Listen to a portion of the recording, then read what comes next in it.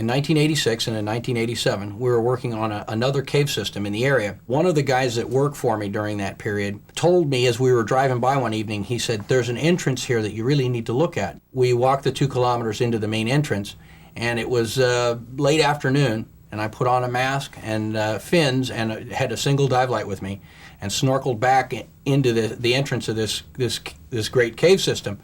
It had six feet of air overhead with stalactites actively forming. The formations that were underwater were brilliant white. The water was crystal blue. And my little light just shone out into the darkness, into this void of cave that continued on where the airspace ended.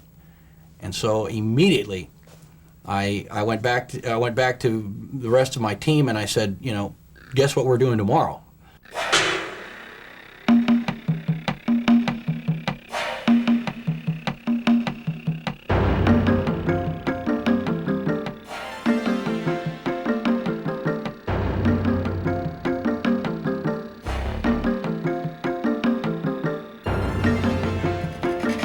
The main entrance of Nohoch is 2 kilometers from the nearest highway. From the beginning, we were moving 1,000 pounds of equipment per trip on 3 or 4 horses through the jungle. The horses provide us with the most effective way to move this tremendous amount of equipment that we need for our exploration. Life in the jungle has changed very little over the years. In fact, even today, the chicleros, you'll see them working back in the jungle, harvesting the sap of the chicle tree.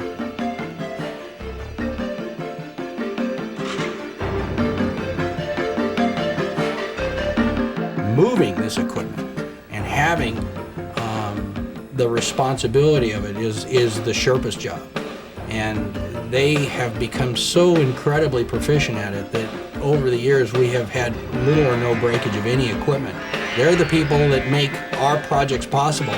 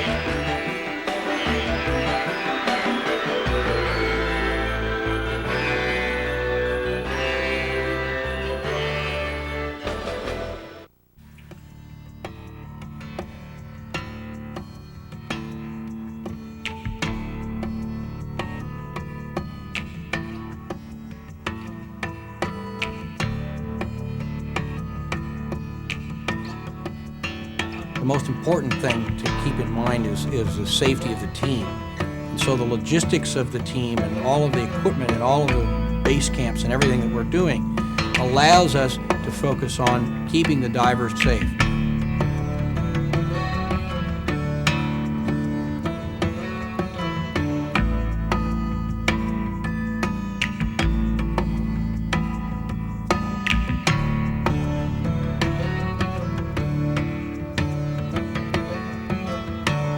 The specialized equipment that we used or modified was either tanks that were mounted on the sides or tanks that were not mounted at all, and you push through in front of you for specialized areas. This, of course, is not the type of cave diving that is for everybody.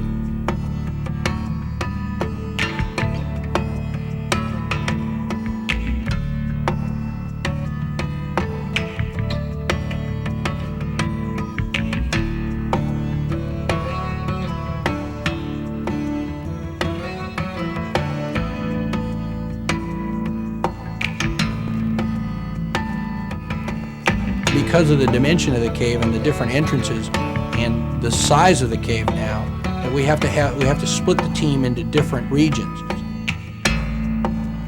As we reel the line out into the cave, we tie it off at different points. And then on exit, we survey that using a compass, a depth gauge, and the knots that are tied in the line at predetermined distances. This allows us to at the conclusion of the dive with the data that we collect, to draw a skeletal structure of how the cave looks. And this helps us in further exploration.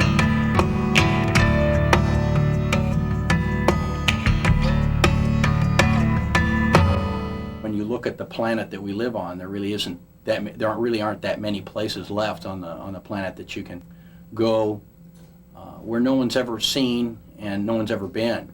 And cave diving affords you that type of experience.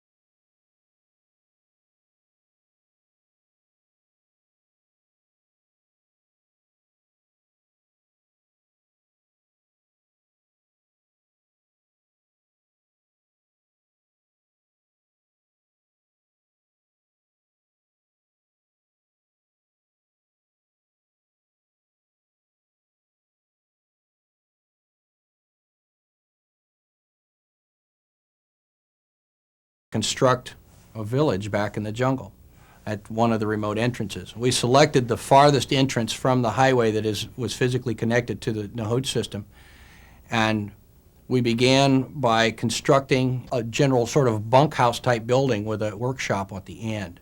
We built a kitchen facility adjacent to the bunkhouse area, and then we built a platform over the entrance and a platform down underneath.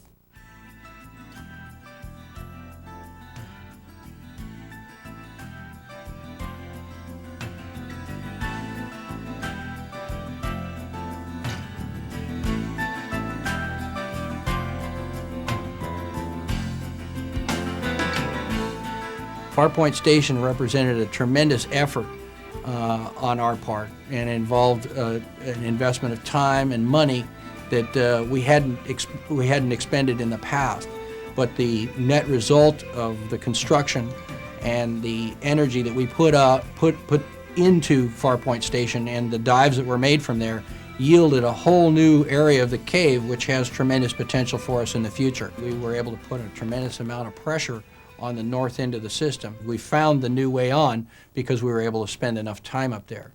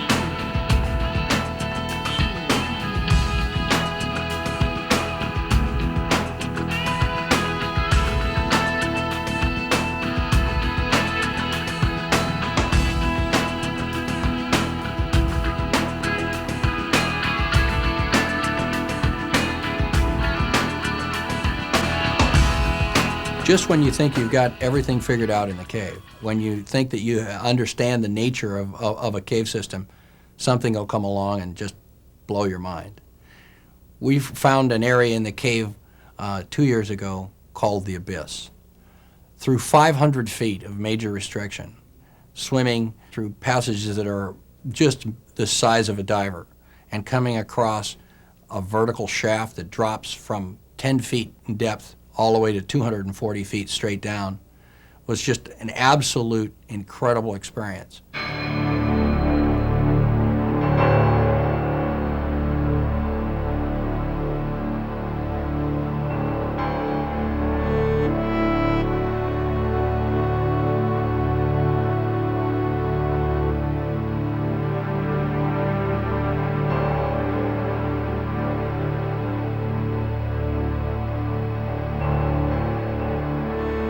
I don't think that anyone was really prepared for the dimension of this particular room that we found.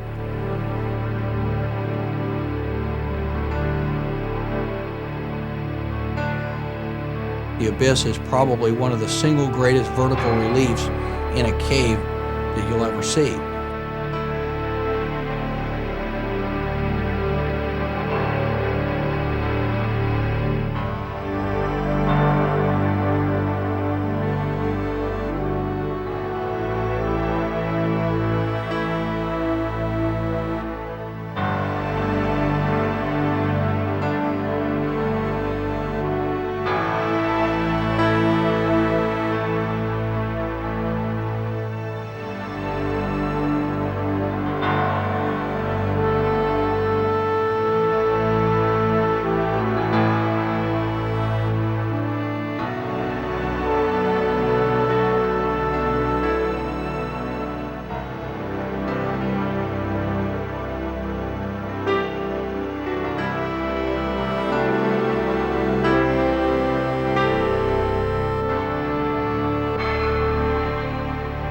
that's really the thrill of cave diving for me, and that's what holds me in it is that ability to go around one corner and see something that no one's ever seen before, to experience the vista of a new gallery filled with stalactites and stalagmites, or a formation that looks something like something you've never seen before, and to really go where no one's gone before. That's really what cave diving's all about.